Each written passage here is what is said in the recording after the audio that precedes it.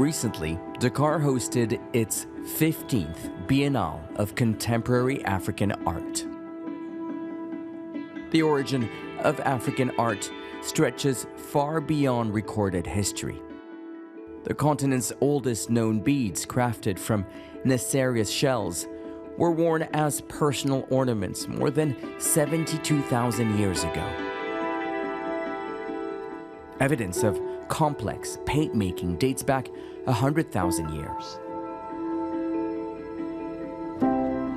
Across Africa, rock art preserves carvings that tells the story of life thousands of years ago. Yet, for centuries, Africa's artistic and cultural legacy has been misrepresented.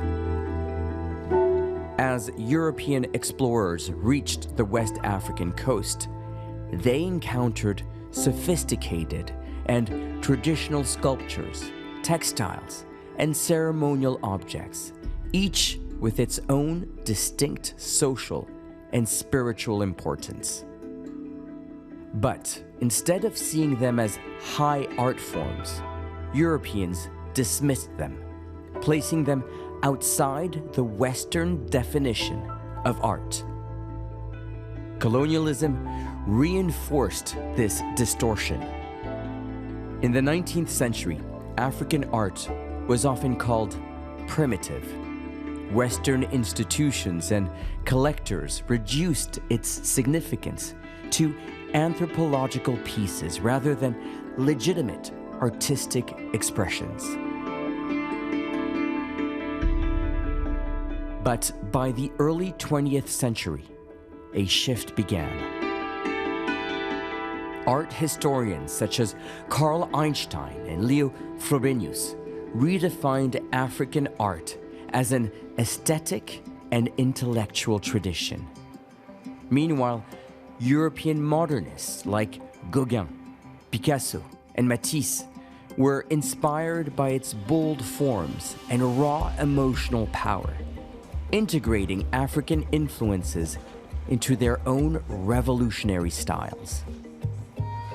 Despite this newfound recognition, African artists largely remained on the margins of the global art scene. But as African nations gained independence in the mid-20th century, artists began reclaiming their narratives, using their work to explore themes of national identity, post-colonial struggles, and the economic realities of their continent. In this edition of Talk to Al Jazeera, we meet three women at the forefront of contemporary African art. Dynamic, diverse, and increasingly recognized globally as artists on the continent and in the diaspora, shaping a new dialogue on history, resilience, and the future. Because it's the culture, but As contemporary African art's narrative shifts, Senegal's Oumy Diaw has played an important role as art critic and specialist.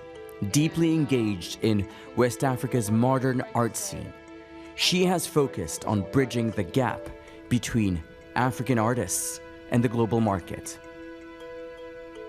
But how does the world perceive African art today? Is it truly understood and valued on its own terms? Oumy Diaw, you are a contemporary art specialist. Thank you for talking to Al Jazeera. We're inside a gallery where there were a lot of pieces here of contemporary African art, and all of it has been sold. Now tell us, what's going on? It seems to be a real kind of drive or real excitement around African contemporary art. there's definitely a drive. We can see it worldwide. That's a given. In this case, it's a very unique perspective because it was more like of a story of a collector and an artist.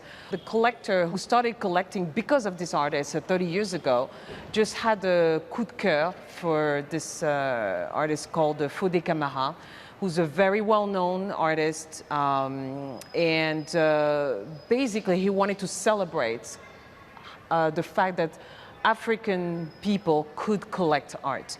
So that's new for us, that we have something that is obvious, that even African corporations can say, we want to buy our artists and support them. And on top of that, there's a historical theme that was also into this exhibition, was to pay tribute to the tirailleurs sénégalais. So the tirailleurs sénégalais were those from West Africa that fought to liberate Europe, right? Absolutely, and those portraits was like represented in this gallery, and the fact that the new president has also visit the Biennale of Dakar. For the first time, we see the president really watching and looking at the art. Really brought also, you know, this engouement to buy art even more. And you were saying that there's a lot of people collecting art, even African corporations or companies that are collecting art. Is this a business move? It is, but it goes beyond that. I think people are more proud of who they are. They're more keen to support their peers, to support art. And Dakar is a celebration city of art. So I think there's definitely a trigger that is operating currently.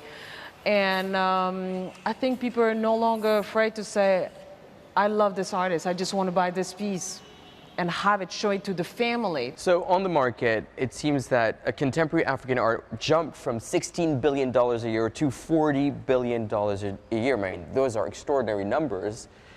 But are these conservative numbers? Because is all art being sold out there made public? Is this an informal market? How does it work? How does it operate? For the continent, I think we cannot rely on Western numbers, because the Westerners have their way of working. Of course, everything is documented. It's just the way it is. But in Africa, again, we don't have that gallery, that tier system of gallery collectors institution that is so well put together. So you will have a large potential of numbers that are not visible because it happens sometimes in a small atelier or in a home of an artist, or just friends are going to see friends of friends and friends, and they just buy, and there's no way you can track that. So I think we have to be careful with the numbers that we're giving. I would say maybe there is more, maybe 3 times more. Who knows? But the good news is we're part of the conversation. What are people attracted to in African contemporary art? What is it that is tickling the buyer? We're alive. We are alive. African art is alive. It's like when you look at art, and this is something that I can speak for myself, because, you know, when I write about artists or an artwork, I photograph it first. And there's something that's going on in African art. Almost like the mystique of the heritage of secular or millenary years of ancestry. You can detect that. And I think that's what also triggered Picasso. Picasso, we said he was in front of some mask at the Musée de l'Homme, I think. But it's not that he looked at it, he was inspired because the liveliness of the artwork just goes straight to your bones, and all of a sudden magic happened. And I think that's really what makes us very different from every contemporary art in history. I was extremely happy to see that there's one African-American man whose name's Dr. Logan, who owns an institution called 10 North. And he owns a lot of space in Miami, in what we call Opaloka, which is a city born in the 20s out of a fantasy of a billionaire who decided to create the 1001 Nights world with architecture that reminds us of mosque and Moorish. And this gentleman has decided to put 7 exhibitions of black art. Fantastic art. That tells me that we need to pay more attention. Well, one of the exhibitions in TED North that I saw at Miami Art Basel, it was a Sirikiki, who's a Burkina Faso sculptor, who's one of the most high-profile sculptors today in the continent, and who also delivered to the government of Senegal the La Dior sculpture in bronze in Thiens. He did this exhibition representing all the masks that are in the European Museum. And just that, that the reaction of the people, the collectors that came to visit, because it was part also of the program of Art Basel show in Miami, were triggered by the fact that they say, oh my God, we never saw masks that are stolen and represented in Western museum, interpreted into bronze body and the mask in pure bronze. Usually masks are in wood. So this is another artist that is influencing people to consider another form of buying art, even though the topic is still very crucial, which is restitution. So I think collectors, regardless, are paying attention. Are they buying what they're supposed to buy in terms of numbers? I say no, but it's still, we should not be in a hurry, because things are organically happening, and I think that's the best way to preserve the contemporary art. So in order to avoid to go up and then crush right away.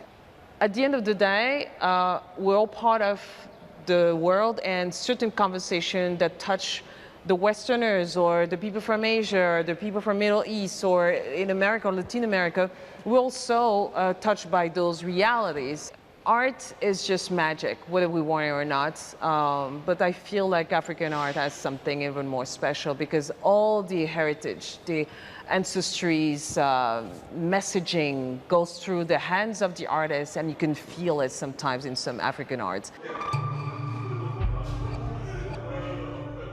For artists in the African diaspora, the question of identity is often a challenging one.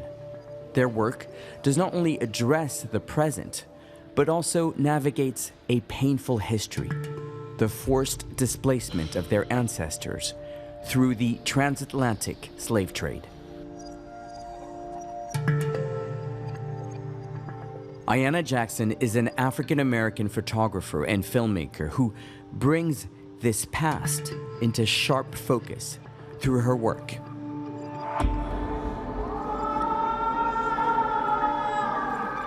In her latest video installation she calls Journey of the Deep Sea Dweller, she traces the journey of those taken from Africa, imagining their stories lost beneath the waves, especially those of the women who endured the brutal crossings. Through her art, Jackson builds a bridge between Africa and its diaspora, honoring their memory while moving forward. You know, as a descendant of the transatlantic slave trade, you know, as a Black American, Black U.S. American, there's quite a tension around, you know, who we are and our story and the multiple nationalities that make up our blood, right? And so, and when you're, you know, this kind of feeling of the continent as this home, you know, is also, it's helpful, and it's been helpful for many generations. But then as you begin to engage with Africa, you begin to engage with the multiplicity and the complexity of the country, of the countries that are here. And so, you know, and sometimes it can feel a little bit alienating to be in the diaspora, because you're kind of outside and inside at the same time. So initiatives like this are quite incredible. And so this is a depiction of Mami Wata, a water spirit, right? Actually, we're actually looking right now at a work that's based on Kianda. And Kianda is a Mami Wata from Angola. The word Mami Wata is used a lot in the Francophone countries, here, Benin.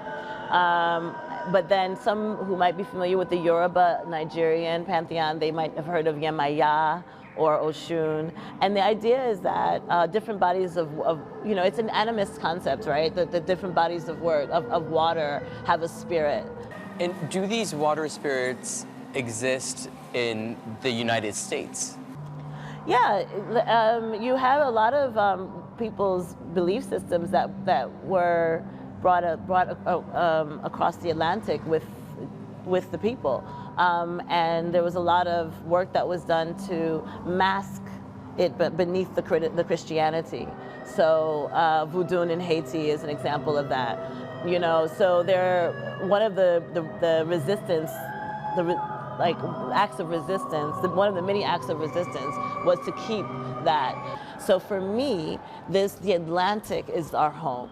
The Atlantic is where, because these people that came were not yet, they were still African. They were coming from ships that came from the Congo, that came from Gambia, that came from, you know, Senegal, that came from Ghana. So are you saying that the Atlantic is a home for those that do not belong? Absolutely, absolutely. And our spirits are there, our bodies are there, our physical decomposed bodies are part of the flora of part of the kelp, part of every aspect of it, because so many, I mean, you have 15 million bodies, right? And then millions didn't even make it because of being thrown overboard, because of sunken ships, etc. So we are part of the ecosystem of the sea, and particularly that root of the slave trade. It's what binds us. No, there's a migrant crisis here in Senegal with a lot of people dying trying to make it to Europe, to Spain, and so in this myth, in bringing this myth inside this museum, what are you trying to tell us? The history and the tradition of respecting the sea and to see the sea as part of your spiritual self. You know, there's a universe where we are all connected by water. That all of humanity is connected by water. We must respect the water. The peoples that created the mythologies or the gods or the spirits that we're talking about, they understood that implicitly. They understood that there's an implicit and there's a true connection between our sea, our water, and our bodies. So, you know, to imagine these characters, to imagine our connection in general is what is essential to me. But beyond that, again, I really want us to respect what happened in the Middle Passage. I want us to remember what happened, and I want us to be able to keep that knit via the Atlantic Ocean between the African experience and the Black diasporic experience. I want to tie this back into the Biennale where we are, to the Black Civilization Museum, but also to the Dakar Biennale. How important is it for you to have this here, right here in Dakar, Senegal? Just as a diasporian, to be able to come to be here, you know, I have friends right now that are at Gore Island, at the slave dungeon there, and at all the dungeons, the ones in Ghana, Elmina. For me, it was Elmina the first time. At some point, you stand at a place that's called the Door of No Return. And that door of no return is a very small door that they would lead the enslaved people shackled out of the dungeon and onto the slaving vessels. And that door is the gate of no return.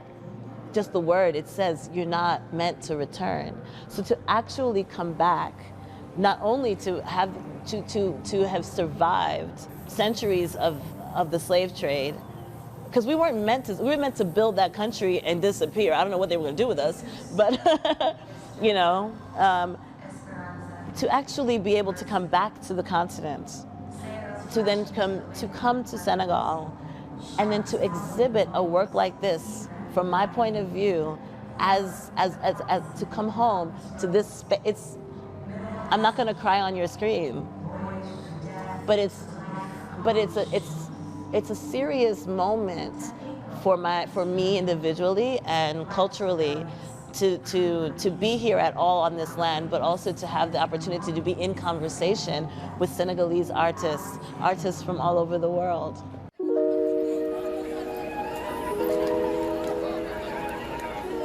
At the center of this artistic dialogue is the Dakar Biennale, one of Africa's most significant cultural and artistic events.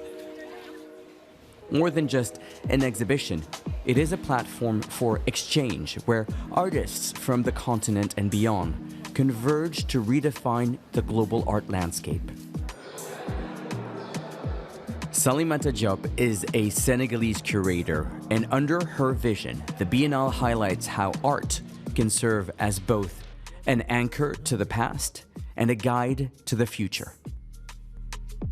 It's a contemporary art biennale, so it's really about welcoming these contemporary creators and invite them to express themselves. The theme, the wake, very much came from their work. Can you explain what the wake is for you and what you're trying to evoke? The wake is first about waking up in a world that's in a crisis, environmental, social, and personal. And it came for me from thoughts from the COVID crisis. It came from my reading of the book In the Wake by Dr. Christina Sharp. It's about waking up, it's about the wake of the boat, it just references the slave trade, it references colonial history, and it's also a call to this Afro diaspora from everywhere in the world. And we have here artists from Mexico, from Argentina, from Colombia, from the US. What are you trying to evoke in this call, in the artists that you have chosen? I'm trying to call everyone to just accept that we need a transformation, we need to make a change, we need to change our direction, and the wake will also follow that change of direction.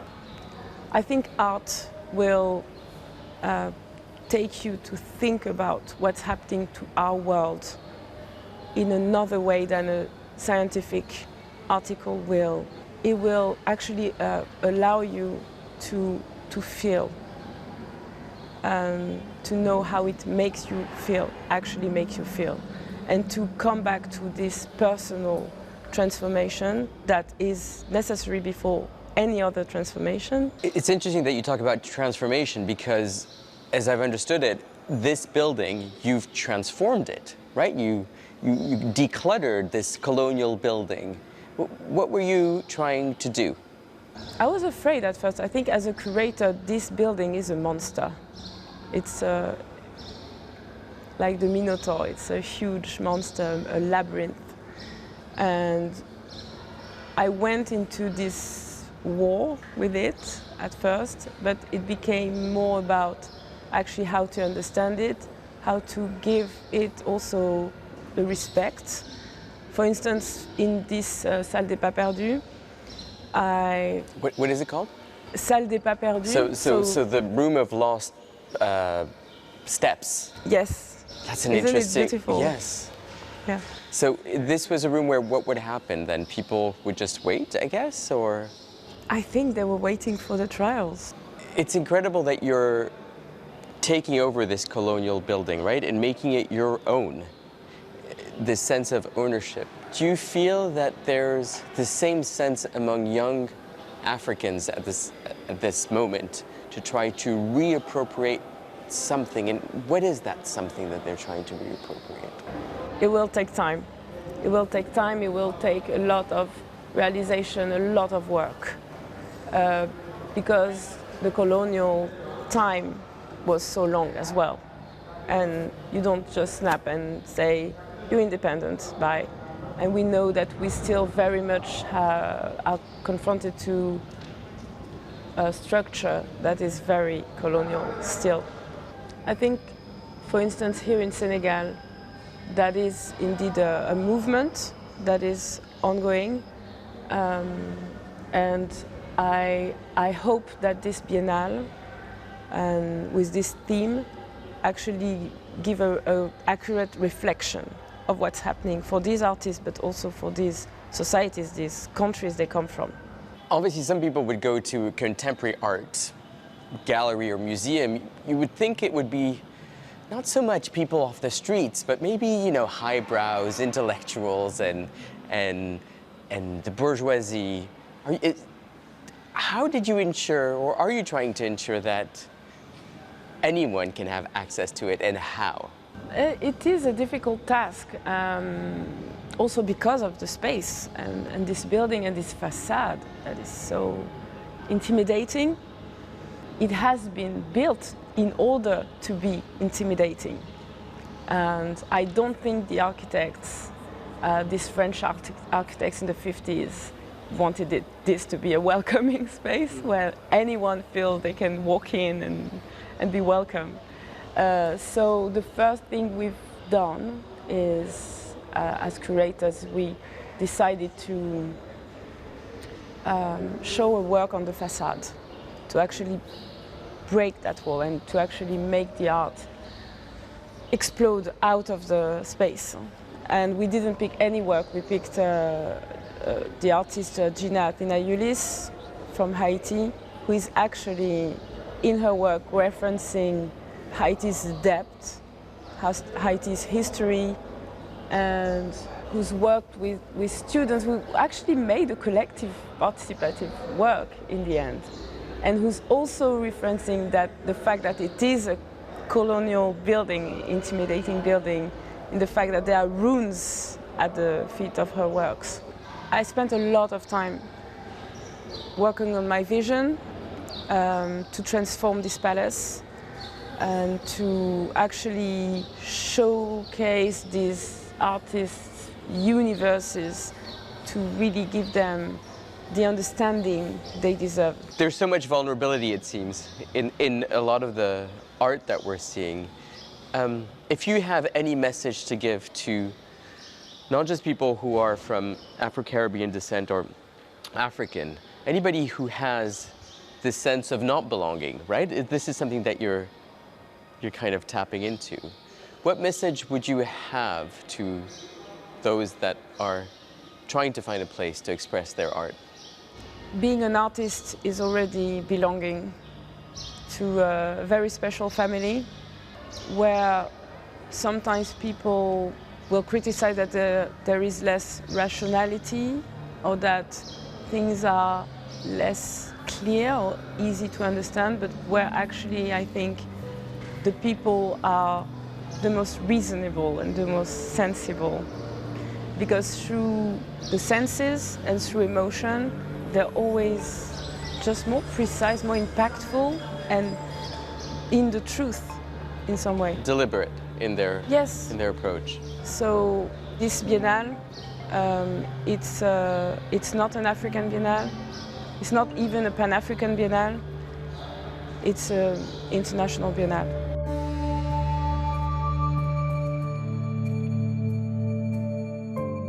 From Dakar to the diaspora around the world, past to present, and into imagined futures, contemporary African art continues to evolve, challenging perceptions, reclaiming narratives, and shaping new identities.